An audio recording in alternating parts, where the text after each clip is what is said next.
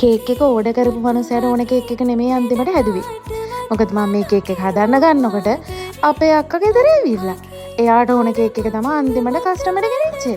කමන්නේ කස්ටමර් ඉතින් එයාගේ නෑනනේ. ඇත්තටම ඕඩර් එක දුන්නු කෙනා දුන්නු ඩිසයින් එකක් නැති නිසා මගේ හිතේ කැමති ඩිසයින් එකක් හදනවා කියලා හිතන් ඉති තමයි මෙන්න මේ ලස්සන ඩිසයින් එක අන්තිමට හදමු කියලා අපේ අක්කා කිව්වේ. කොහොම වුණත් එන්ඩ් එක බලන්නකෝ. ඒක ඇත්තටම ලස්සනට ආවා. හිත පිරෙනවා. ඒක දැක්කම ඇත්තටම අම්මා කෙනෙක්ට ගැලපෙනවා. මොකද අර ඒ අන්තිමට බලන්නකෝ ඒකේ වටේට එන මල් ටික ඒක අන්තිමට අම්මා කියලා ආවට පස්සේ ඒකේ තියෙන පොඩි ලුක් එකක් නෙමෙයි දෙන ඇත්තට මාරම ලුක් එකක් ඒකට ආවා. එන්න වෙනකම් බලන්න කොහොමද කේක් එකේ ෆයිනල් ලුක් එක කියලා.